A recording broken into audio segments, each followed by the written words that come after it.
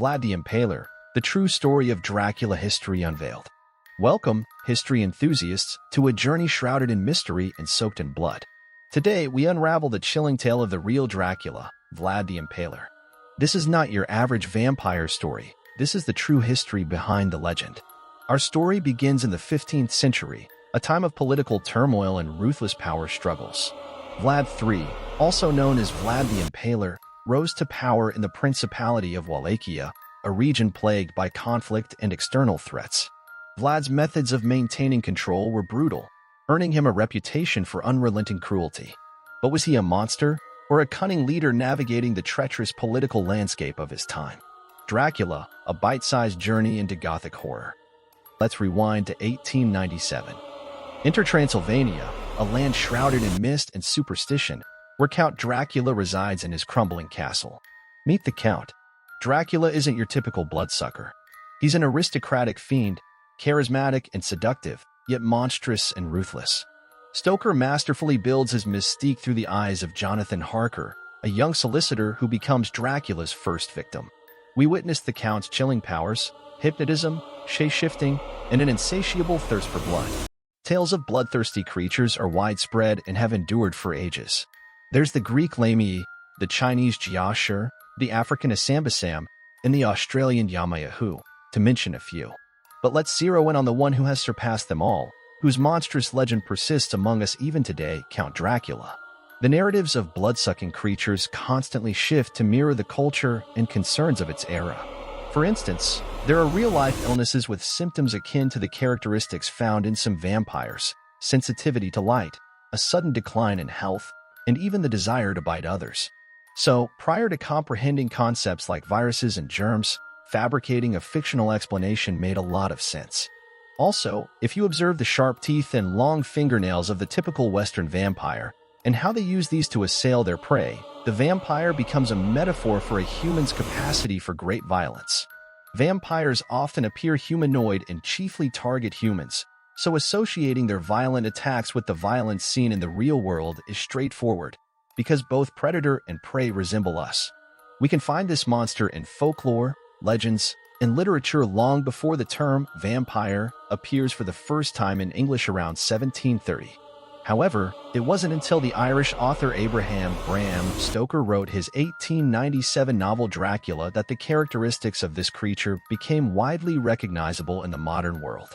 Stoker actually began outlining the novel in 1890, years before he even encountered the name Dracula. We know this because he wrote notes, a considerable amount of notes. He was also influenced by Victorian theater, including his friend and employer, the actor Henry Irving. It is most likely that he read the name Dracula for the first time in William Wilkinson's book, An Account of the Principalities of Wallachia and Moldavia, while on vacation with his family, after he had already started writing the story. In keeping with much Gothic literature, Dracula is a member of the aristocracy, which also explains the dramatic castle setting and the Count's great wealth of old gold. In his memos, Stoker combined many existing literary and folklore traits that we now see as typical vampire characteristics. No reflection in mirrors, never eats or drinks, has enormous strength, and the ability to see in the dark. It was already accepted that vampires could turn others into the undead, have large canine teeth and pointed nails, and be vulnerable to garlic and wooden stakes. But Count Dracula was the first vampire to have all of these traits. 7 years of making vampire notes paid off, and when the book was finally published, it was a critical and popular success. Stoker's widow even tried to have the film removed from public circulation. The prevalence of Dracula movies in the 40s inspired a 16-year-old Richard Matheson to contemplate his own version of a vampire tale. He wondered, if one vampire was scary, a world filled with vampires would be really scary. Matheson published I Am Legend in 1954, telling the story of the only apparent human survivor in New York City after a vampire plague infects the population. Matheson's vampires become monsters not from a bite or curse, but because of the vampiris virus. This is one of the first times the metaphor of vampirism as a disease is explicitly stated. Urbanism, immigration, sexually transmitted disease, politics, corporate greed, capitalism, racism, sexism, the fetishization of youth. These are only a few of the things vampires have represented. In 1975, Stephen King's Salem's Lot modernizes Stoker's original story. Fun fact: thanks to the window-scratching scene in the TV movie version of Salem's Lot, the first monsters I remember being really scared of were vampires.